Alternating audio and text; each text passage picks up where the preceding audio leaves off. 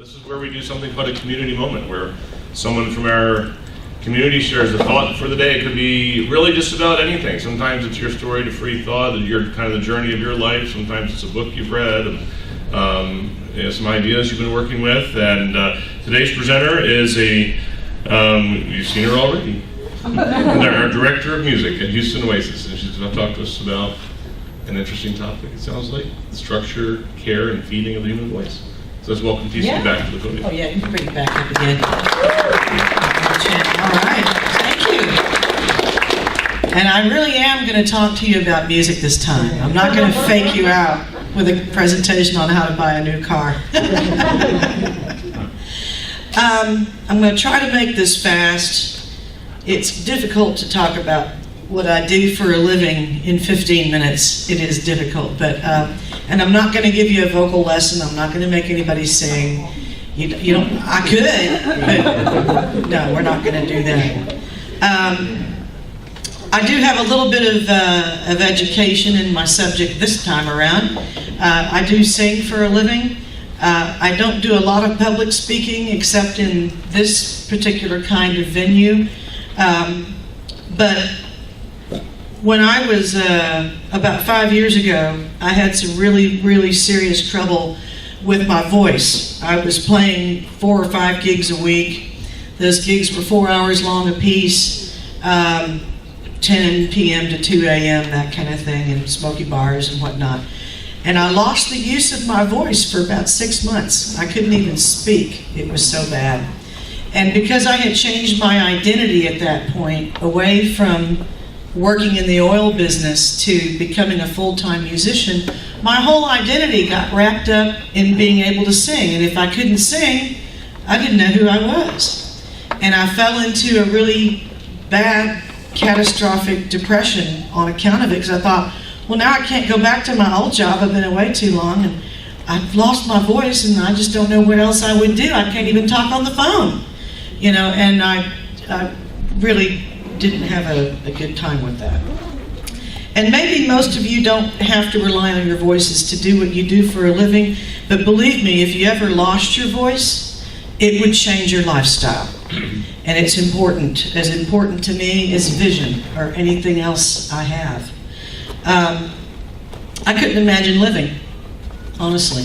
And I finally found a doctor in town that I could go to and figure out what was wrong with my voice and how could I fix it, and is it repairable? And Dr. Radionoff, Sharon Radionoff of the Sound Singing Institute, gave me some great help, and I'm going to share with you what I learned from her. And I think just about anybody can use this advice, either to become a better speaker or to become a better singer. So take it as you will. Let me keep going here. Did it work? Oh yeah. The human voice has a number of properties. Besides the pitch of the note, you also have range, strength, and emotion. They're all components of the human voice, and we each use them differently, and the rules for care and feeding differ between them. And the image I'm going to show you here, those are a picture of the downward view of your vocal cords. If you could take a stroboscope and go in through your nose and look down on your vocal cords, that's what they look like. They're in men, about 1 inch long, very small aperture. When the vocal cords are open, you're silent. And when they're closed, you're vocalizing. It's a little bit counterintuitive. Have you ever blown over the blade of grass and made it sing and hum? That's very much the same thing that happens when you vocalize. Your vocal cords, when you press them together when you're speaking and you're forcing air through them, you're causing them to vibrate at a frequency of around, say, between 100 and 400 cycles per second in the human voice. When they're open, you're at rest, which is 98% of the time for most of us, unless you're me and you talk a lot, and then they're open 95% of the time. But the next image I'm going to show you is where the little region I'm talking about actually resides. It's a very small space, and if you put your finger on your throat and talk, you can find them exactly. And do not let anyone do a tracheotomy on you at that spot in your throat. Make them go down if you have to. But go, feel around till you find it.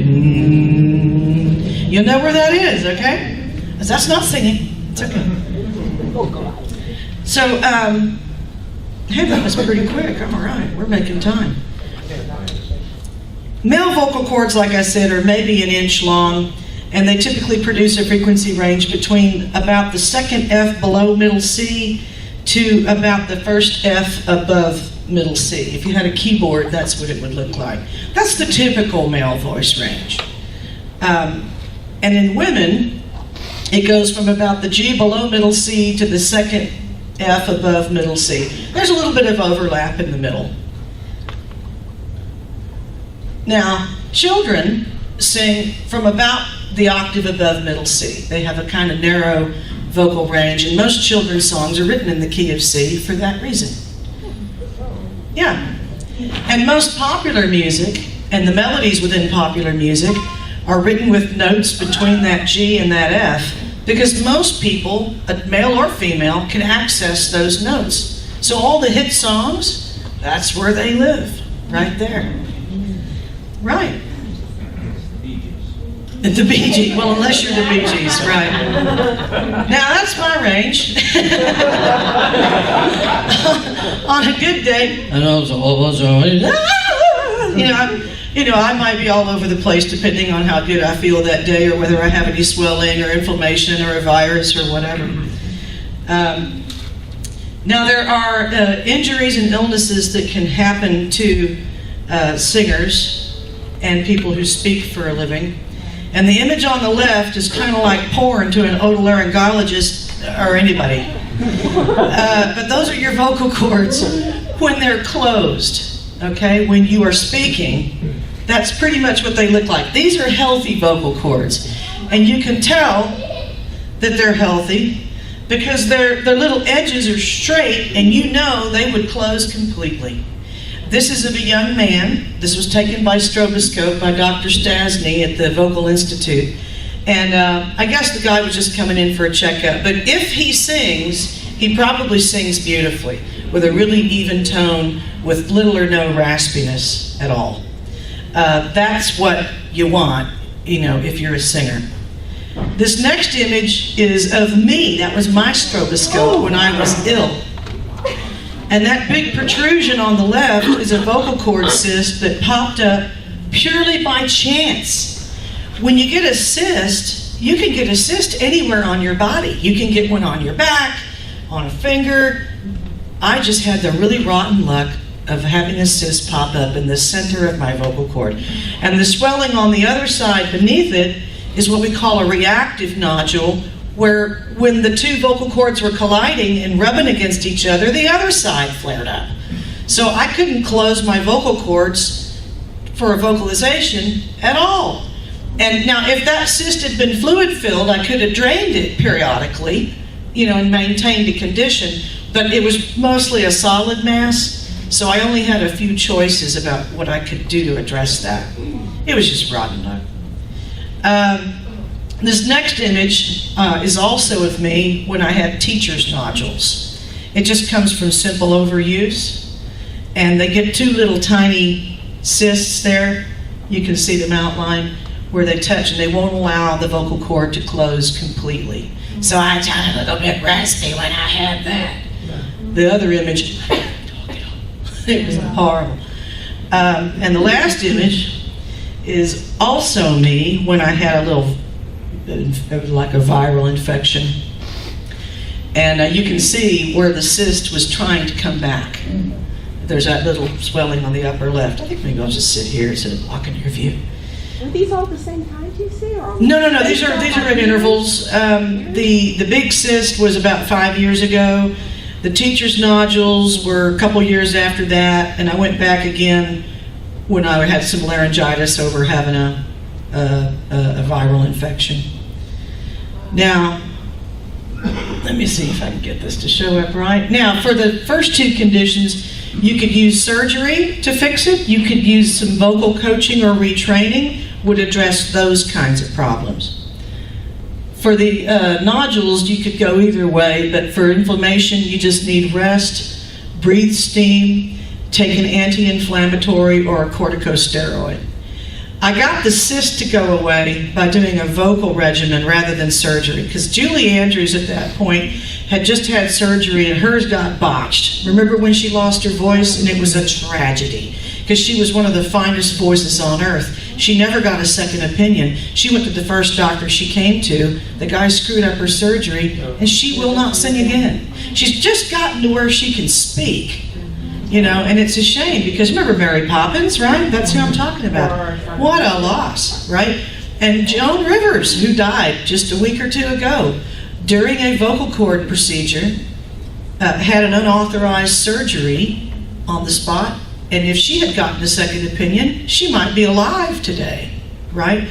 Her doctor wasn't supposed to do a biopsy on her in somebody else's clinic on borrowed equipment in between taking selfies. Yeah, I'm not kidding.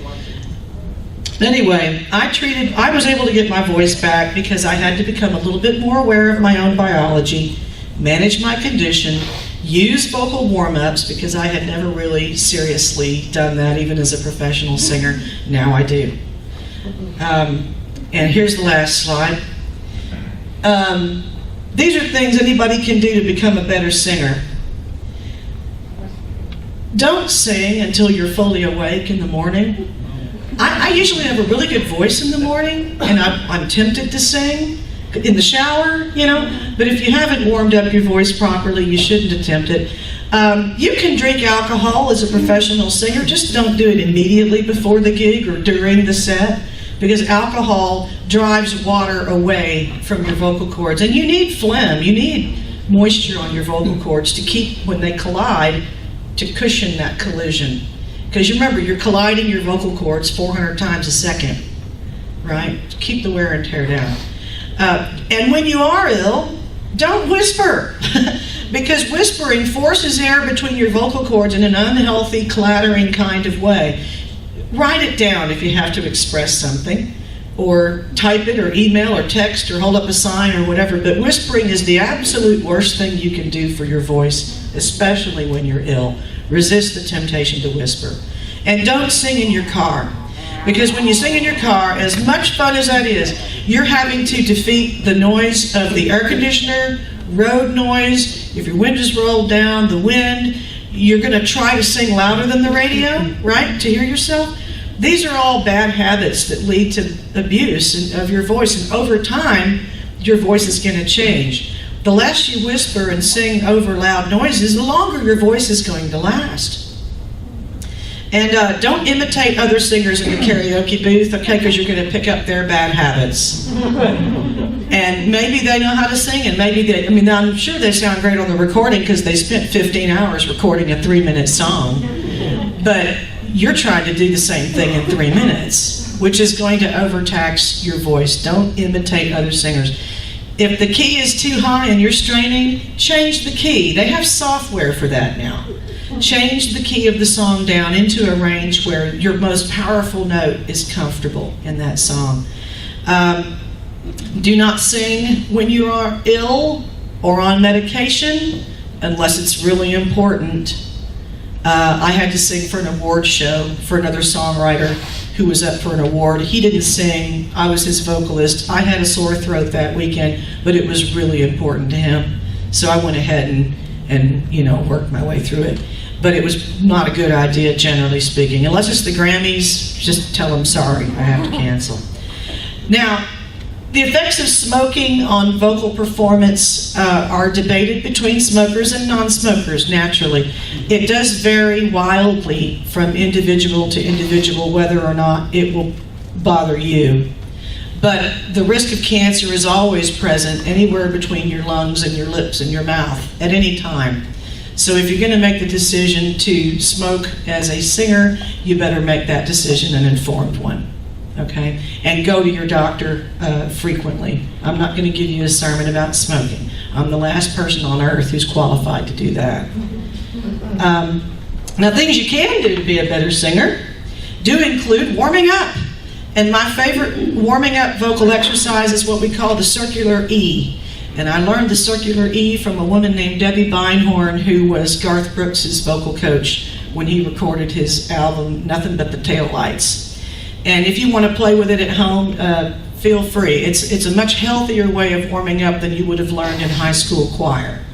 Remember high school choir when they would warm you up at the beginning of class and the teacher would say, now,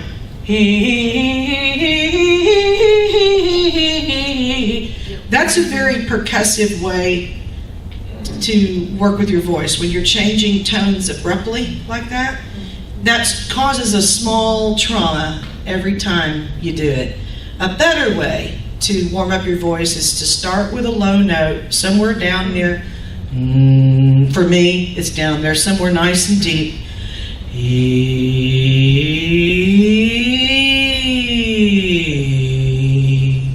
In a smooth, circular motion at low volume.